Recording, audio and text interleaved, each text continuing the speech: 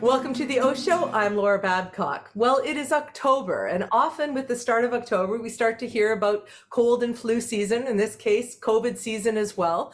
And we saw something pretty spectacular just before the month started, and that was a huge protest at Queen's Park. Thousands of healthcare workers showed up to tell this Ford government to stop the crisis in healthcare. I'm so excited today to be joined by two women that I've not met yet, but I admire tremendously for their fearless advocacy.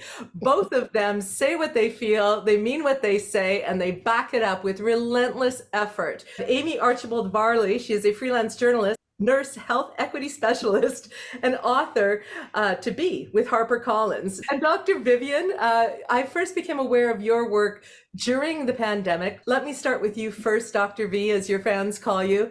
You do this, you started doing this, I mean, you're a full-time professor, but you found yourself during the pandemic really advocating for people in long-term care homes. So how are you feeling with where we are now?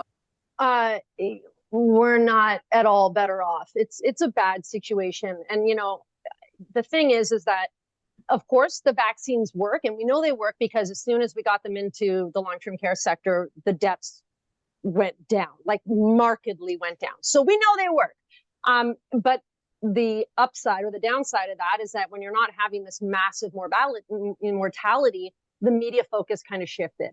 And I get it. They moved to where the emergency is, and there was a lot of things going south in our province over the past few years. A lot of it, you know, going south preventably in ways that it was bad governance. So there was a lot to focus on.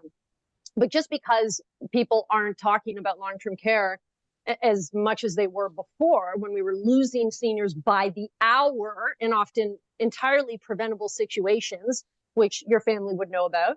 And all the families that, you know, I connected with very clearly knew about, and the workers that I've spoken to. But what we're seeing, and especially this week, in the last 24 hours, I've found out and tweeted a few things that are linked to this larger path of privatization that we're seeing by this government, which is actively creating a worse situation for our long-term care residents and the workforce. So, you know, some of the big things that just recently happened, they just snuck through, you know, some amendment to their legislation or regulations, whatever it is. Either way, it's in black and white.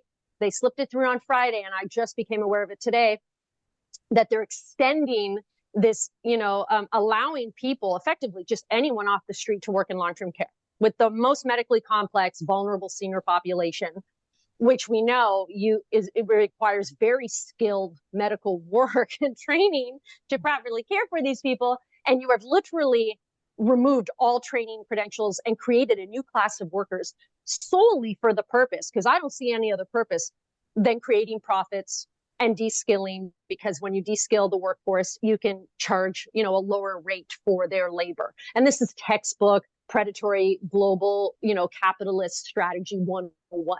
And the fact that they are doing this instead of addressing the root causes of the staffing shortages in long-term care, which they're very aware of what they are, and instead doing this, which only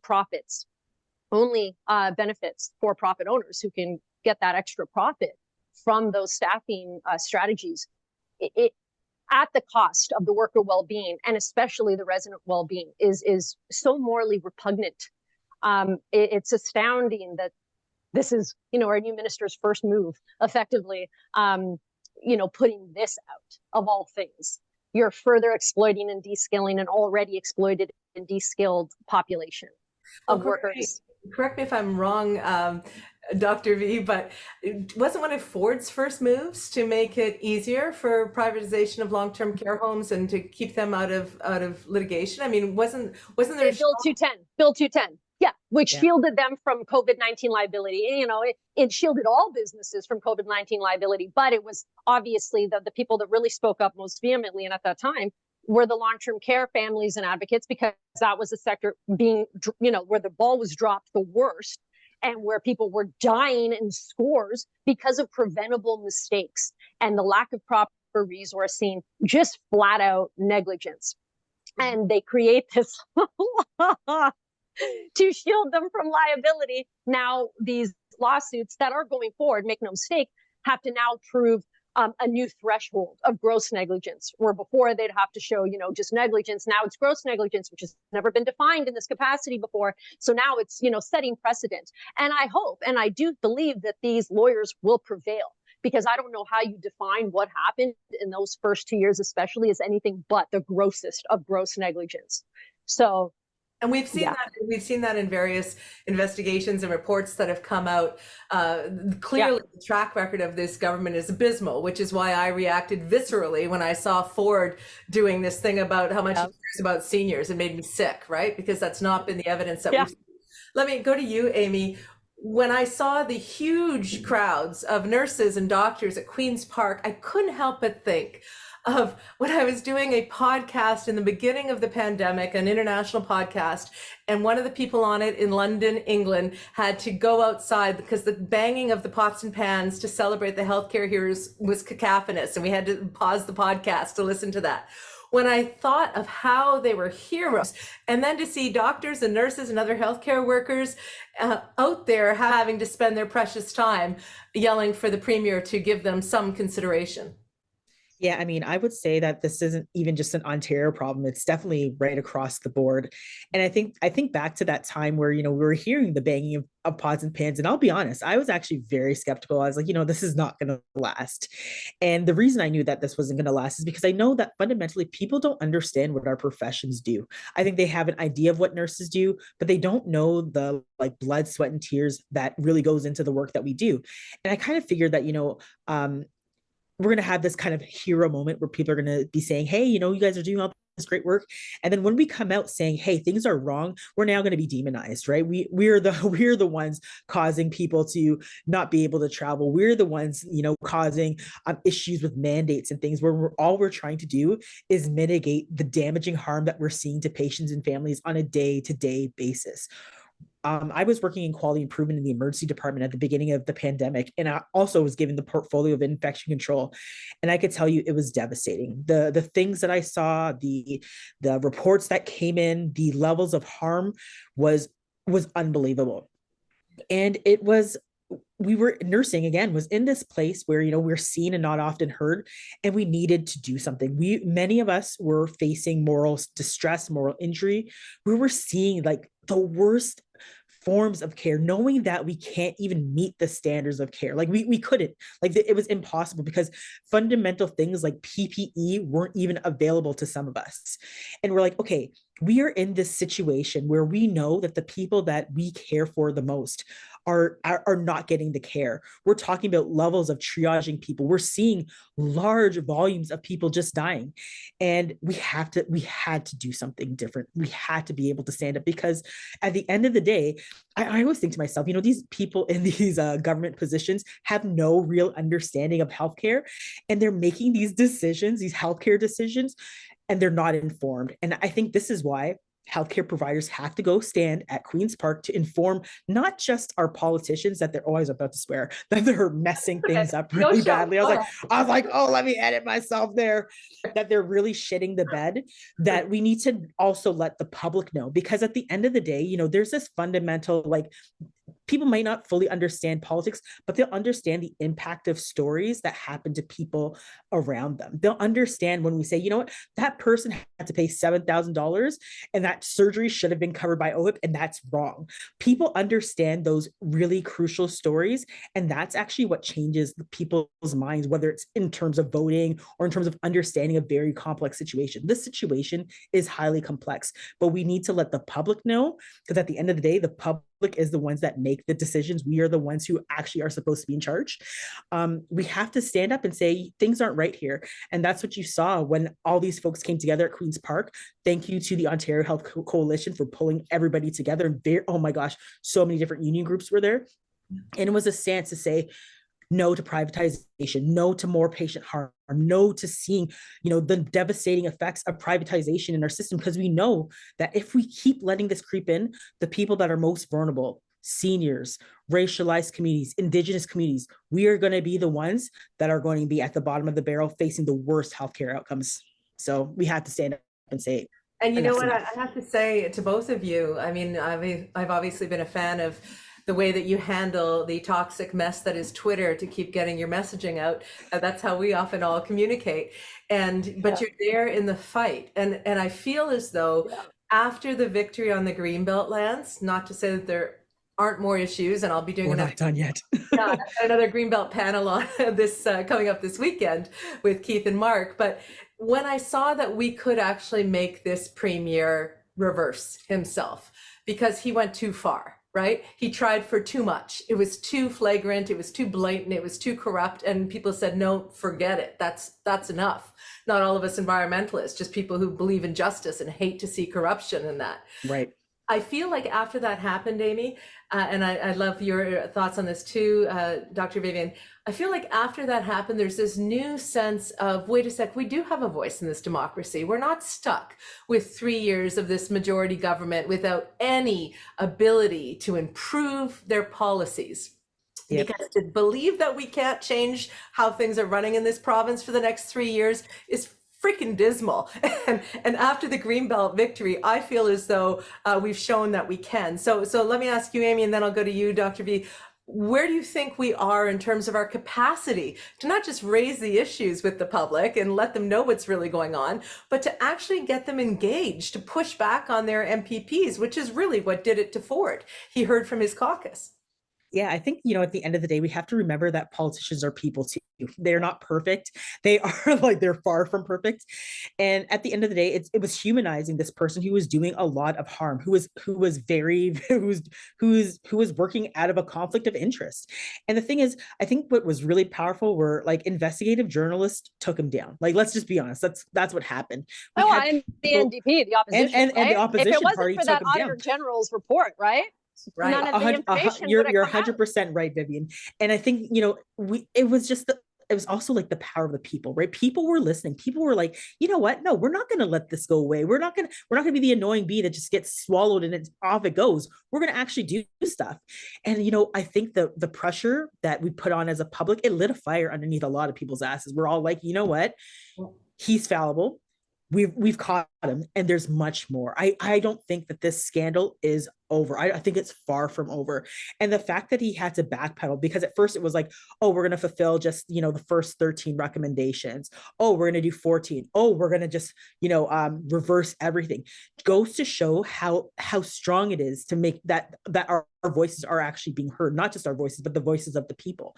And I think that, we have to keep that pressure on. We have to continue having these conversations, and we have to continue to expose corruption, because there's a lot of corruption. And I think that, the more people know, the more people won't stand for it, and the more people will stand up and make different policy and voting choices. Well, I think the Overton window, and I've said this on some other shows, has moved on this government, right? There's no more trust.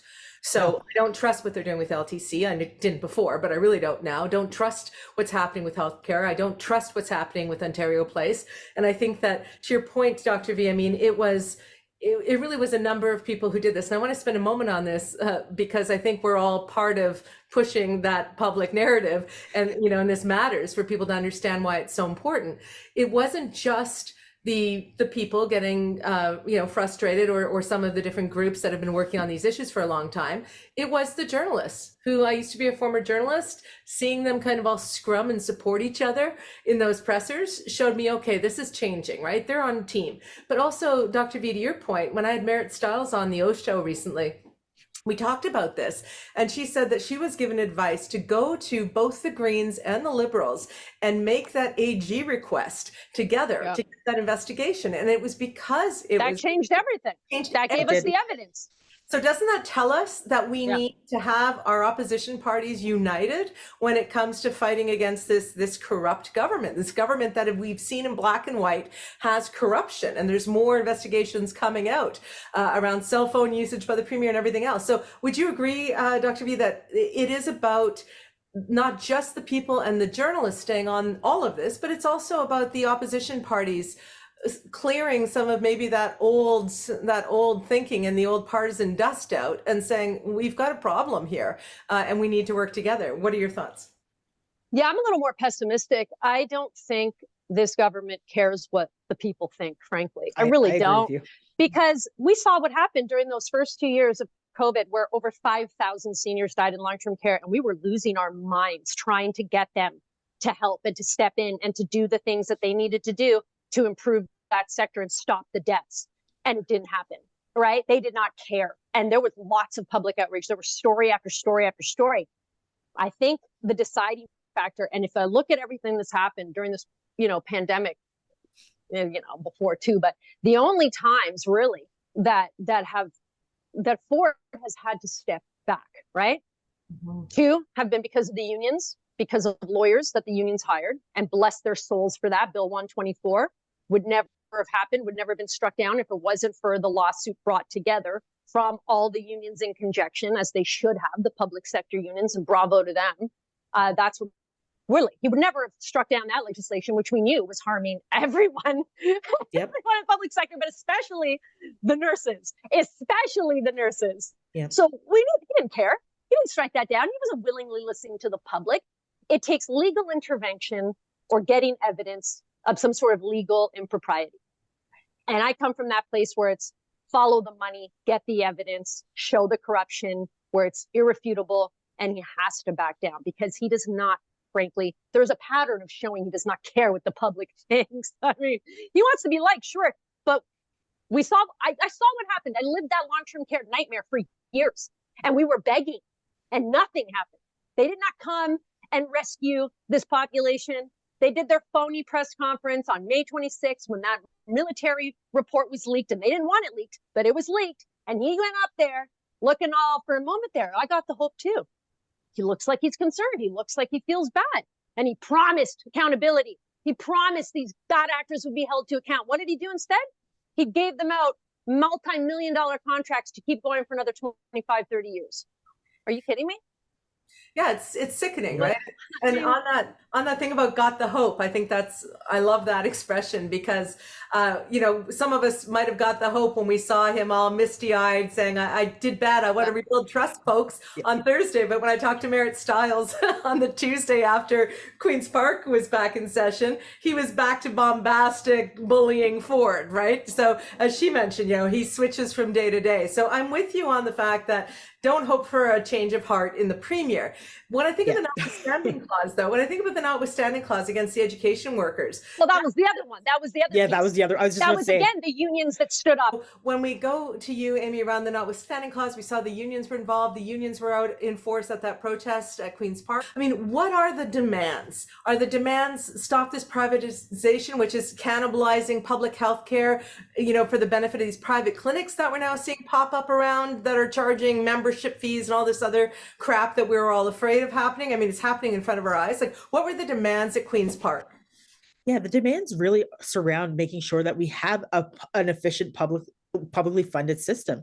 Yeah. And the thing is, we're seeing like intentional undercutting. Yeah. We're seeing that there's funds that should have been allocated to healthcare that are not being allocated, that have not been given out. Millions. And the fact of the matter is, we're seeing this deliberate and intentional undercutting of our healthcare system.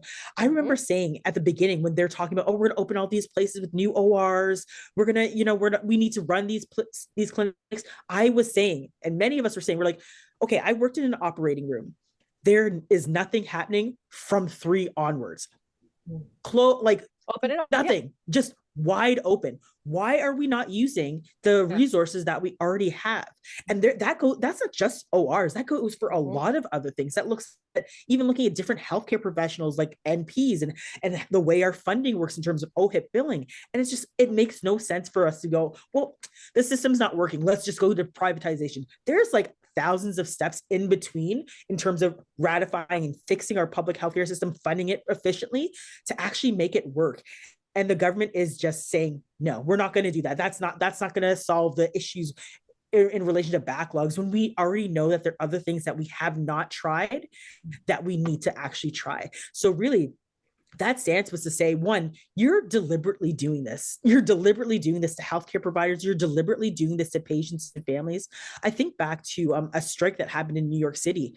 And it really rings true to me when someone had asked this nurse, it was a union leader, and they said to her, how do you feel that you're out here striking? There are patients and families in there. And she said, it's not me who's doing this to the patients and families. This is a deliberate, intentional thing that's happening by the governments and administrations. She's like, if there's anybody that you want to blame for poor healthcare outcomes, it is the administration and it is the government. I'm out here standing today to prevent what is happening in there, so I don't have to see another death, so I don't have to see another poor patient outcome. And that's exactly what we're doing. We're standing up to say, you know what, we can't take this anymore. We're seeing this deliberately undercutting of our system, and we need to call it out and we need to stop it. So that's what was happening that day. And again, you keep hearing buzzwords like health equity. So again, I'm a health equity specialist. And really what that is the assurance that everybody, no matter your background, your socioeconomic status, your income, food, any of these things, that everybody coming in will be treated with dignity, respect, and equitably. We aren't seeing an equitable system. We're seeing issues in relation, just like Vivian said, in terms of ageism. We're seeing issues in terms of different healthcare outcomes. And what are we going to do? Introduce privatization? We're only going to go 10 steps backwards. Just increases the inequities. 100%.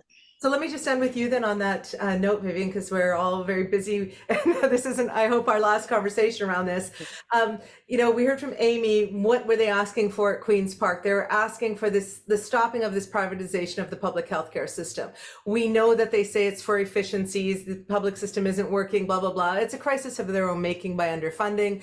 And now we're finding out that these private clinics are poaching from the hospitals. We're running out of available nursing staff. I mean, if you had to make a big plot and execute it, that's what we're watching right in front of us. It's undeniable, the privatization of our public health system and the deleterious effects that are happening. And now it's going to be pay to play. If you can pay for a private doctor access, then yippee for you. But what about everybody else? So to your point that I just heard you echo from what Amie said, it's going to make it less equitable, not more equitable. So what is the ask coming from you as an advocate for LTC, as part of this fight with this government?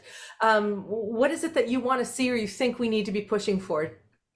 Oh, I know what we need. We need to ban all private for-profit healthcare, period.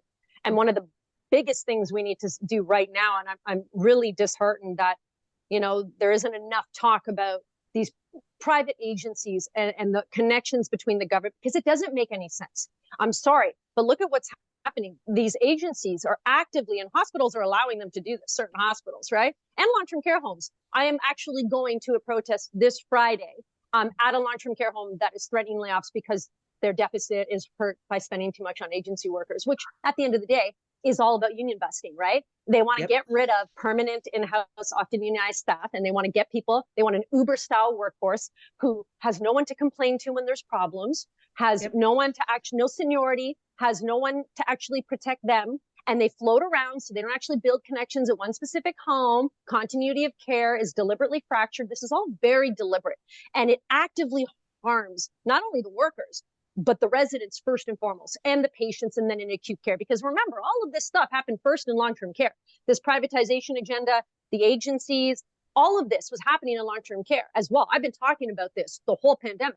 And when I've become aware of it, it is now just spilling over, right? Because they need to test the privatization water somewhere, right? So they're going to pick on the most vulnerable sector, the shelter, and then they'll see where they can push it forward, right? And now it's spilling over to acute care.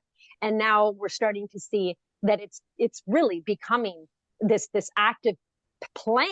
I don't know how you call it anything else than to destroy our Medicare and the actual fundamental principles of our Canada Health Act, right? Which have to be, you know, affordable, equitable, accessible.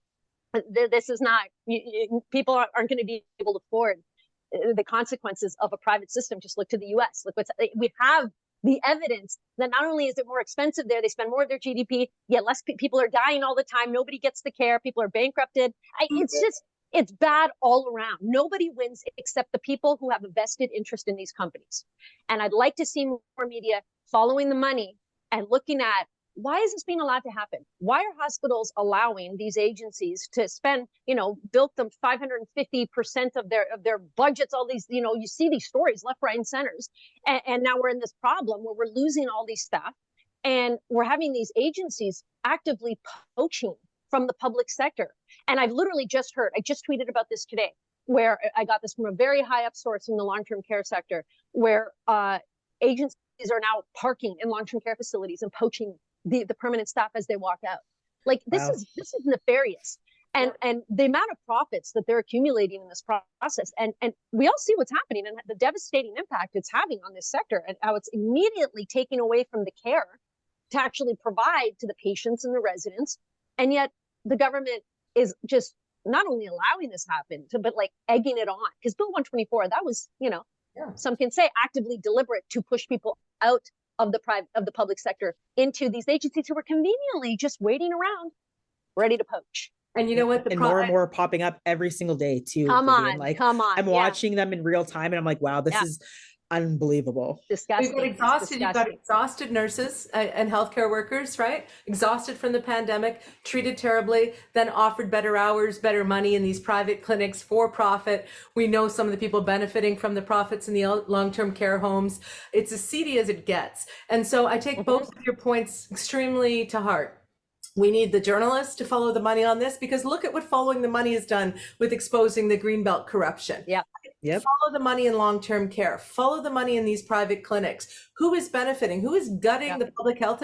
Whether you like public health care or not, or you think we've already had two-tier health care in this country, you can make that philosophical argument all day long. We had a hospital not be able to take anybody else in a city of Brampton this week. I mean, 800,000 plus. Yeah. If you want evidence of a failure of our public health system under the Ford government, it's right there. This is not a philosophical debate anymore. It is a reality. So we need journalists on this. We need everybody watching this, lawyers, unions, everybody. This is a fight for people's lives. And I think all of us on this panel are into this conversation for that very reason. We want to protect people who are vulnerable, and there's no one more vulnerable than our seniors and our people in our healthcare system who need the kind of care that, as a Canadian province, we should be providing to them. So thank you so much, Amie. Thank you so much, Dr. V. I could talk to both of you all day long. Everyone follow them on Twitter, even if you don't like that platform.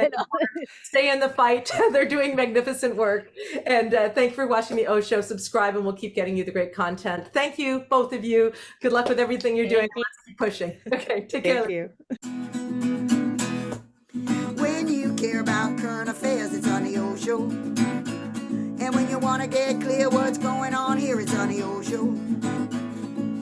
If you like to stay in the know, tune yourself into the OShow. It's the OShow. Laura Babcock's the OShow. With a lot of great guests, she puts them to the test on the OShow. There's no doubt they'll be calling them out on the OShow. Stand for something or fall for it all. Ontario, hear the call on the OShow. It's a podcast, the OShow. Laura Babcock's the OShow. Stay informed with the OShow, OShow.